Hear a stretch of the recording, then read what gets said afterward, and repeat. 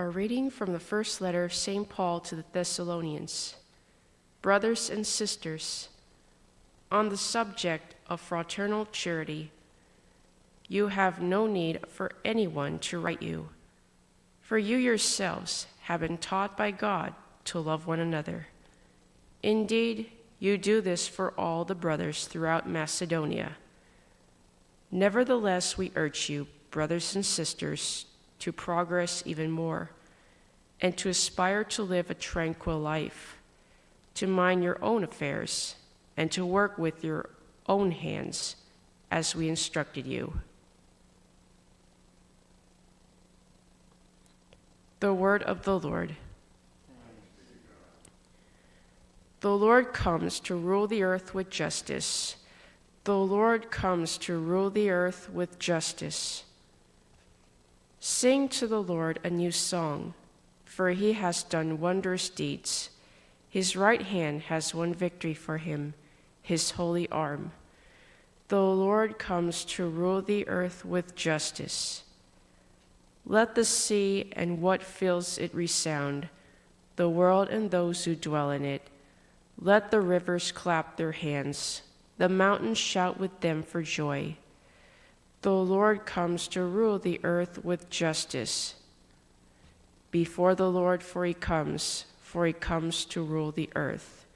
He will rule the world with justice and the peoples with equity. The Lord comes to rule the earth with justice.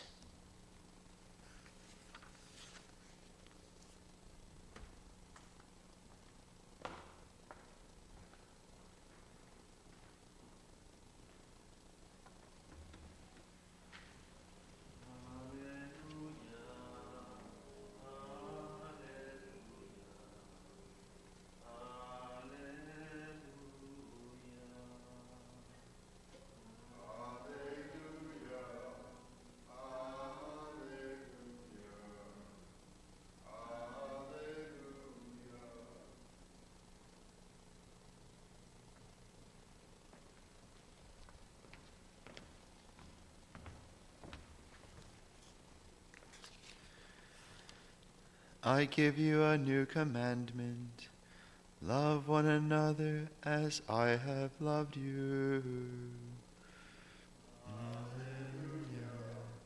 Alleluia. Alleluia. The Lord be with you. A reading from the Holy Gospel according to Matthew.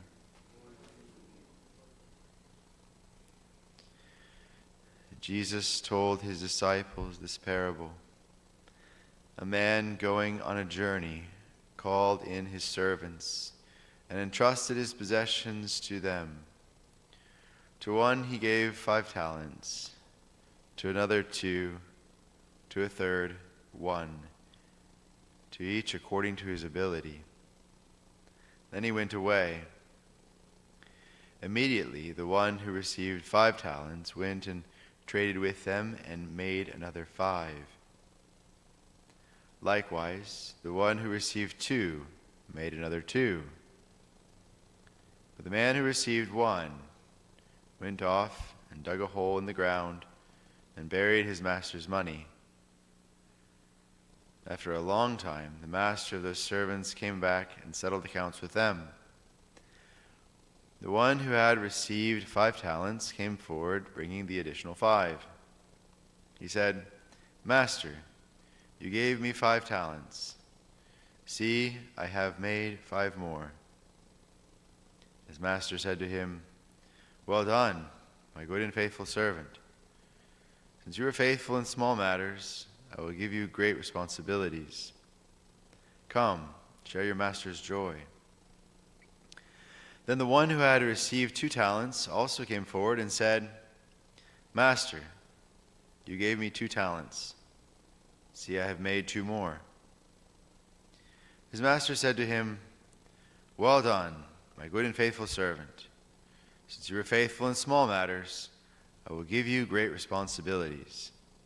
Come, share your master's joy." Then the one who had received the 1 talent came forward and said, "Master, I knew you were a demanding person, harvesting where you did not plant, and gathering where you did not scatter.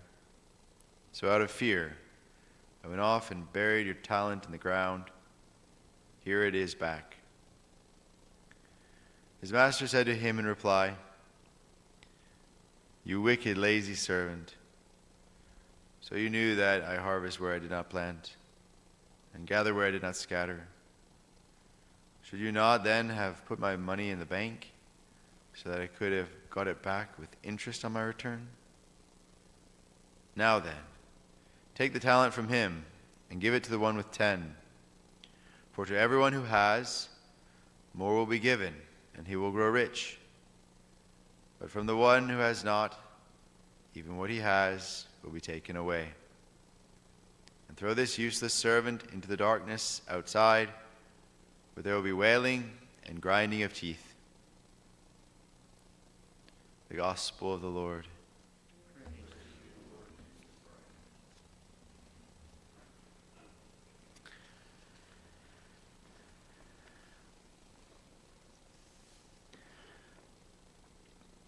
On the subject of fraternal charity, you have no need for anyone to write you, for you yourselves have been taught by God to love one another.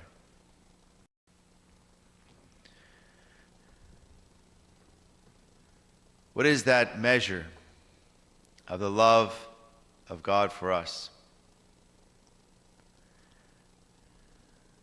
Height, length, depth, and breadth. None greater than the love of Christ for us.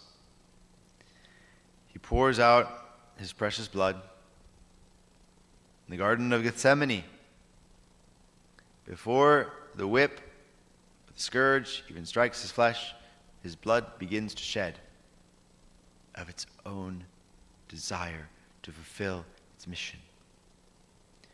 Thus is the love of God. The first shedding is likened unto the last. He sheds every last drop of his blood from the last bits that are in his heart. So we are taught by God to love one another. No longer is it the second commandment, love thy neighbor as thyself. No more. The second commandment has changed. I give you a new commandment. Love one another as I have loved you, to the measure of Christ. What is this measure? This measure is just loving with whatever we have. We cannot give what we do not have, and so we have to have it in order to give it. Christ took on flesh and blood, so to be able to give it. This is my body, given for you. This is the blood of the new covenant. He gives what he has. Likewise, then, also with the 5 talents. The parable of the 5 talents, the 2 talents, the 1 talent. St. Francis of Assisi has that great prayer. It is in giving that we receive. It's in giving what we have. Like the 2 mites of the widow. The widow, she has 2 mites, and so she gives it. We give what we have. These talents are a measure, in a certain sense, of love. With what we have, we give. And those things grow. That's how love grows. It's by giving it away.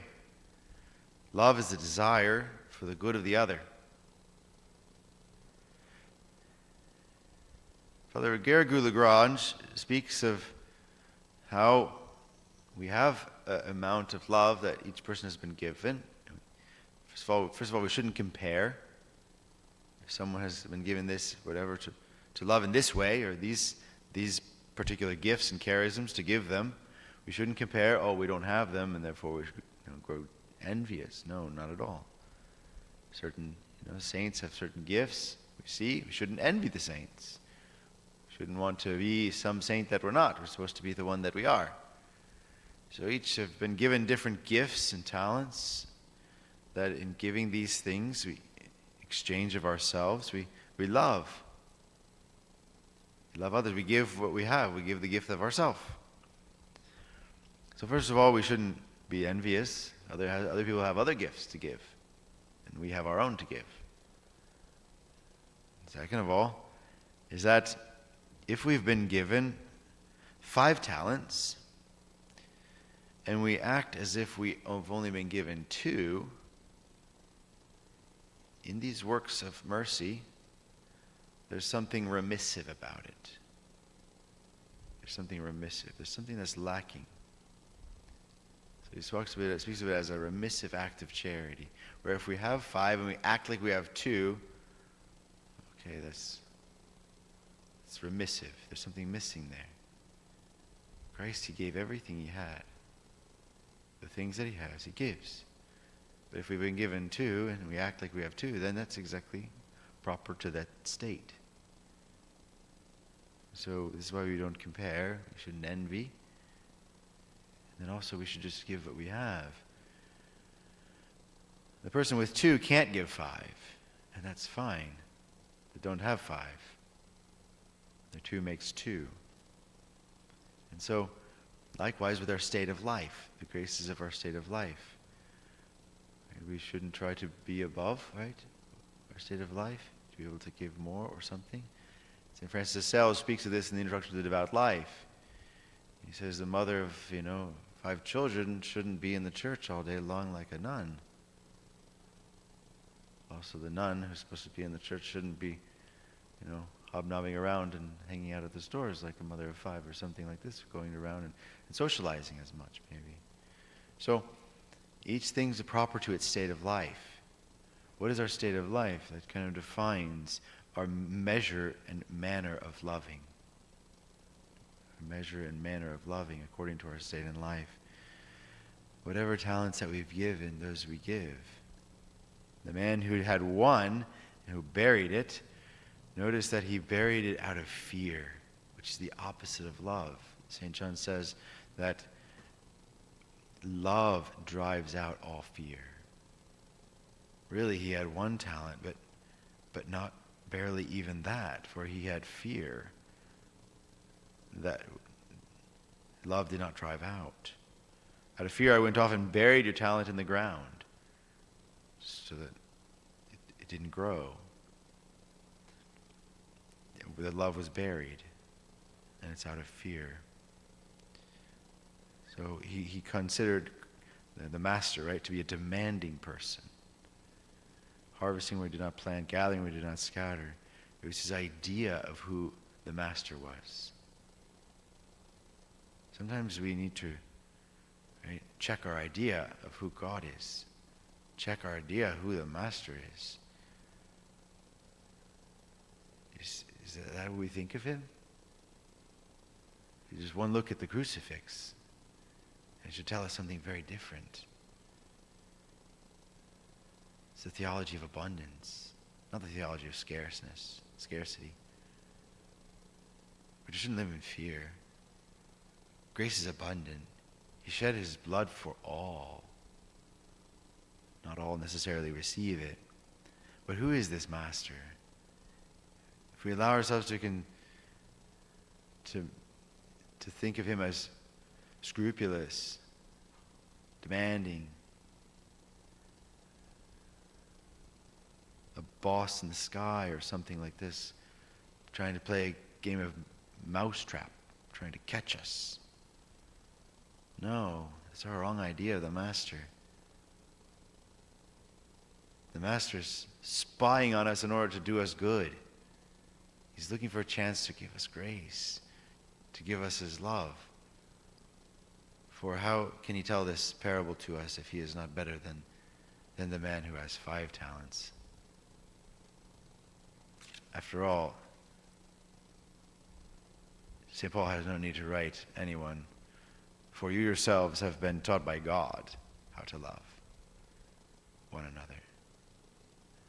And so this is what we do. Return to him who taught us how to love.